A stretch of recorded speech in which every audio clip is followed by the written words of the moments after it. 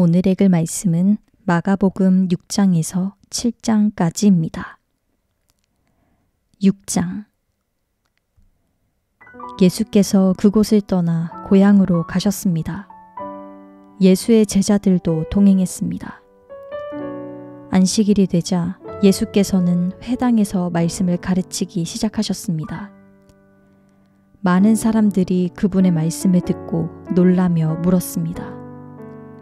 저 사람이 이런 것들을 어디서 배웠는가? 저런 지혜를 도대체 어디서 받았는가? 기적까지 일으키고 있지 않은가? 저 사람은 한나 목수가 아닌가? 마리아의 아들이고 야고보, 요셉, 유다, 시몬과 형제가 아닌가? 그 누이들도 여기 우리와 함께 있지 않은가?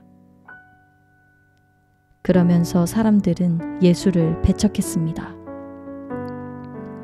예수께서 그들에게 말씀하셨습니다.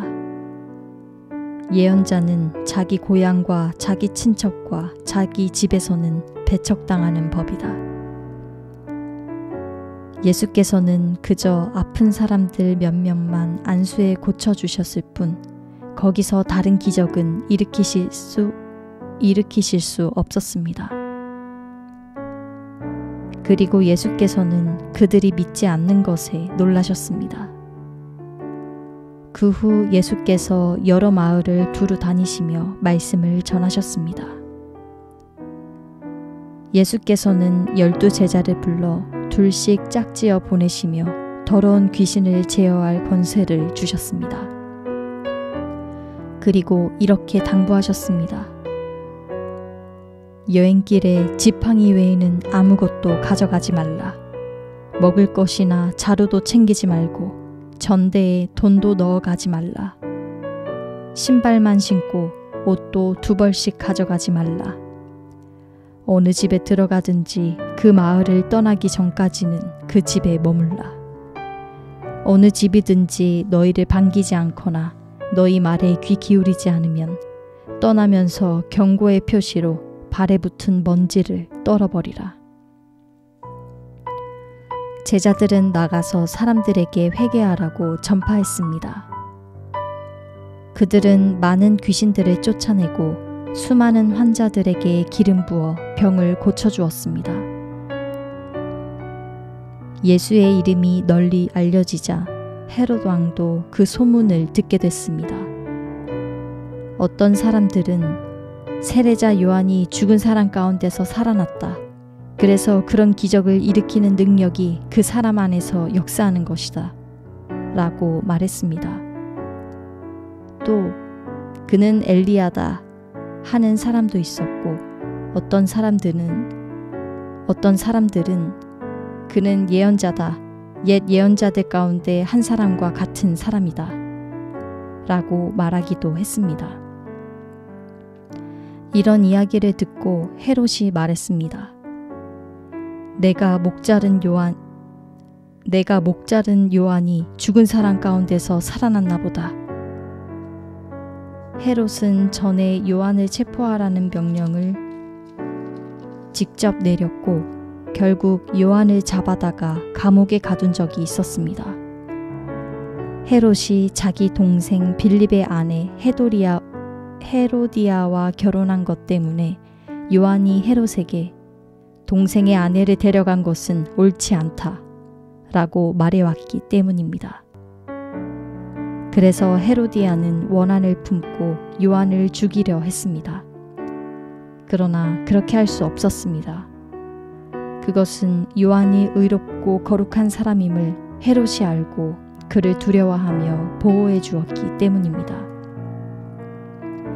헤롯이 요한의 말을 듣고 있으면 마음이 몹시 괴로웠지만 그럼에도 그의 말을 달게 듣곤 했습니다. 그런데 때마침 좋은 기회가 왔습니다. 헤롯은 자기 생일에 고감들과 천부장들과 갈릴리의 인사들을 초청해 만찬을 베풀었습니다.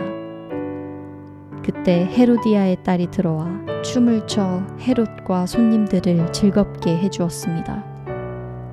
왕이 그 소녀에게 말했습니다. 무엇이든 내가 원하는 것을 말해보아라. 내가 다 들어주겠다. 헤롯은 그 소녀에게 맹세까지 하면서 약속했습니다. 내 소원이 무엇인지 말해보아라. 내 나라의 절반이라도 떼어주겠다. 소녀는 나가서 자기 어머니에게 물었습니다. 무엇을 달라고 할까요? 그 어머니가 대답했습니다. 세례자 요한의 머리를 달라고 해라. 소녀가 곧장 왕에게 달려가 요구했습니다. 지금 곧 세례자 요한의 머리를 쟁반에 담아 제게 주십시오. 왕은 몹시 난감했습니다. 그러나 자기가 맹세한 것도 있고 손님들도 보고 있어서 그 요구를 도저히 거절할 수 없었습니다. 그래서 왕은 곧 호위병을 보내 요한의 목을 베어오라고 명령했습니다. 호위병은 가서 감옥에 있는 요한의 목을 베어 그 머리를 쟁반에 담아 가지고 돌아와 소녀에게 주었습니다. 그 소녀는 그것을 자기 어머니에게 갖다 주었습니다. 요한의 제자들이 이 소식을 듣자마자 달려와 시신을 가져다가 무덤에 안치했습니다. 사도들이 예수께 돌아와 자기들이 한 일과 가르친 것을 보고 모두 보고했습니다. 그런데 거기에는 오가는 사람들이 너무 많아 예수와 제자들은 먹을 겨를조차 없었습니다. 예수께서 그들에게 말씀하셨습니다. 외딴 곳으로 가서 잠시 쉬라. 그래서 그들은 따로 배를 타고 외딴 곳으로 갔습니다. 그런데 많은 사람들이 그들이 떠나는 것을 보고 그들을 알아보았습니다. 그리고는 여러 마을에서 달려나와 길을 따라 걸어가서 그들보다 그곳에 먼저 가 있었습니다. 예수께서 도착해 많은 사람들을 보시고 목자 없는 양들 같은 그들을 불쌍히 여겨 그들에게 여러 가지로 가르쳐 주기 시작하셨습니다. 날이 저물어 가자 제자들이 예수께 다가와서 말씀드렸습니다. 이곳은 빈 들인데 시간도 벌써 많이 늦었습니다. 사람들을 보내 가까운 마을이나 동네에 가서 각자 먹을 것을 사 먹게 하시지요. 그러자 예수께서 대답하셨습니다. 너희가 그들에게 먹을 것을 주라. 제자들이 예수께 말했습니다. 그러면 우리가 가서 200데나리온 어치를 사다가 그들에게 먹이라는 말씀입니까? 예수께서 물으셨습니다. 빵이 얼마나 있느냐? 가서 알아보라. 그들이 알아보고 말씀드렸습니다. 빵 5개와 물고기 2마리가 있습니다. 그러자 예수께서는 사람들을 모두 풀밭에 무리를 지어 앉히라고 제자들에게 지시하셨습니다. 그래서 사람들은 100명씩, 50명씩 무리를 지어 앉았습니다. 예수께서는 빵 5개와 물고기 2마리를 들고 하늘을 우러러 감사기도를 드린 후 빵을 떼셨습니다. 그리고 제자들에게 주어 사람들 앞에 갖다 놓으라고 하셨습니다. 예수께서는 물고기 2마리도 그들 모두에게 나눠주셨습니다. 사람들은 모두 배불리 먹었습니다. 제자들이 남은 빵 조각과 물고기를 모으니 12바구니 가득 거두어 드렸습니다. 빵을 먹은 남자 어른만도 5,000명이었습니다. 예수께서 곧 제자들을 배에 태워 호수 건너편 벳세다로 먼저 가게 하시고 사람들을 돌려보내셨습니다. 그들을 보내신 뒤 예수께서는 기도하시려고 산으로 올라가셨습니다. 밤이 되자 배는 호수 한가운데 있었고 예수께서는 혼자 물에 계셨습니다. 예수께서는 제자들이 강한 바람 때문에 노젓느라 안간힘을 쓰는 것을 보셨습니다. 이른 새벽에 예수께서 물 위를 걸어 그들에게 나아가시다 그들 곁을 지나가려고 하셨습니다. 예수께서 물 위를 걸어오시는 것을 본 제자들은 유령인 줄 알고 소리를 질렀습니다. 그들 모두 예수를 보고 겁에 질렸습니다. 그러자 곧 예수께서 그들에게 말씀하셨습니다. 안심하라, 나다. 두려워하지 말라. 그리고 예수께서 제자들이 탄 배에 오르시자 바람이 잔잔해졌습니다. 제자들은 몹시 놀랐습니다. 그것은 제자들이 예수께서 빵을 먹이신 기적을 보고도 아직 제대로 깨닫지 못하고 마음이 둔해져 있었기 때문입니다. 그들은 호수를 건너 게네사렛에 도착해 배를 태웠습니다. 그들이 배에서 내리자 사람들은 예수를 즉시 알아보았습니다. 사람들은 온 지역을 뛰어다니며 예수께서 계시는 곳이면 어디든지 아픈 사람들을 자리에 눕힌 채 짊어지고 오기 시작했습니다. 예수께서 가시는 곳이면 어디든지 마을이든 도시든 농촌 할 것 없이 사람들은 아픈 사람들을 시장에 데려다 두고 예수의 옷자락이라도 만질 수 있도록 간청했습니다. 그리고 손을 댄 사람들은 모두 병에서 나았습니다.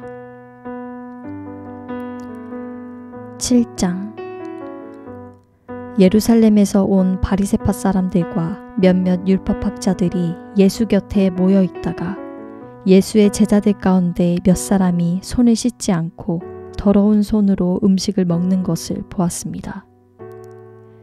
바리새파 사람들과 모든 유대 사람들은 장로들의 전통에 따라 손 씻는 정결 의식을 치르지 않고는 먹지 않았고 시장에 다녀와서도 손을 씻지 않고는 음식을 먹지 않았습니다. 그들이 지키는 규례는 이것 말고도 잔과 단지와 녹그릇을 씻는 등 여러 가지가 있었습니다. 그래서 바리새파 사람들과 율법학자들이 예수께 물었습니다.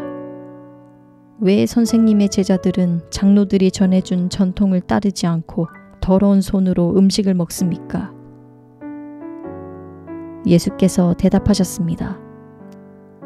너희 위선자들에 대해 이사야가 예언한 말이 옳았다. 성경에 이렇게 기록됐다. 이 백성들은 입술로만 나를 공경하고 마음은 내게서 멀리 떠났다. 사람의 훈계를 교리인 양 가르치고 나를 헛되이 예배한다. 너희가 하나님의 계명은 버리고 사람의 전통만 붙들고 있구나. 그리고 예수께서 그들에게 말씀하셨습니다.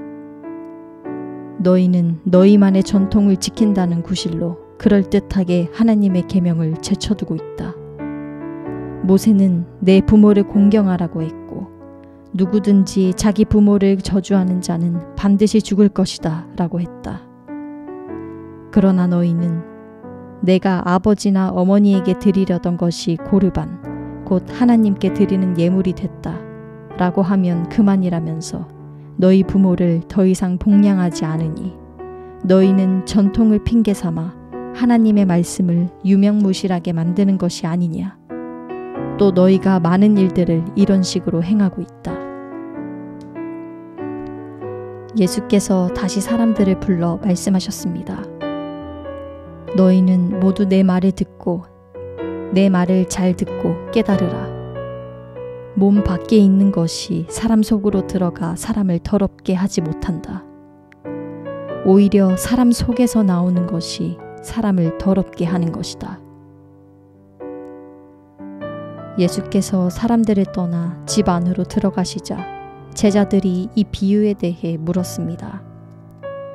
그러자 예수께서 물으셨습니다. 너희는 아직도 깨닫지 못하느냐? 몸 밖에서 사람 속으로 들어가는 것이 사람을 더럽게 하지 못하는 것을 너희가 알지 못하느냐? 그것은 사람의 마음으로 들어가는 것이 아니라 뱃속으로 들어갔다가 결국 몸 밖으로 나오기 때문이다. 그러므로 예수께서는 모든 음식은 깨끗하다라고 선포하신 것입니다. 예수께서 이어 말씀하셨습니다. 사람 안에서 나오는 것이 바로 사람을 더럽게 하는 것이다. 사람 속에서, 곧 사람의 마음에서 나오는 것은 악한 생각, 음란, 도둑질, 살인, 간음, 탐욕, 악의, 거짓말, 방탕, 질투, 비방, 교만, 어리석음이다. 이런 악한 것들은 모두 안에서 나오고 사람을 더럽게 한다. 예수께서는 그곳을 떠나 두로와 시돈 지방으로 가셨습니다. 어떤 집에 들어가 아무도 모르게 계시려 했지만 그 사실을 숨길 수가 없었습니다. 더러운 귀신 들린 어린 딸을 둔 여인도 예수의 소식을 듣자마자 와서 그 발 앞에 엎드렸습니다. 그 여인은 수로보니게 출신 그리스 사람이었는데 자기 딸에게서 귀신을 쫓아달라고 예수께 애원했습니다. 예수께서 여인에게 말씀하셨습니다. 자녀들을 먼저 배불리 먹게 해야 한다. 자녀들이 먹을 빵을 가져다가 개에게 던져주는 것은 옳지 않다. 여인이 대답했습니다. 그렇습니다, 주여. 하지만 개들도 식탁 밑에서 자녀들이 떨어뜨린 부스러기를 주워 먹습니다. 그러자 예수께서 말씀하셨습니다. 내가 그렇게 말했으니 어서 가보아라.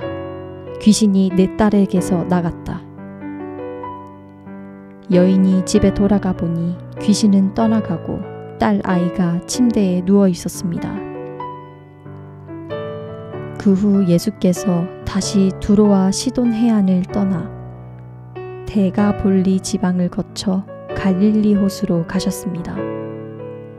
그곳에서 어떤 사람들이 듣지 못하고 말도 못하는 사람을 예수께 데려와 안수해달라고 간청했습니다.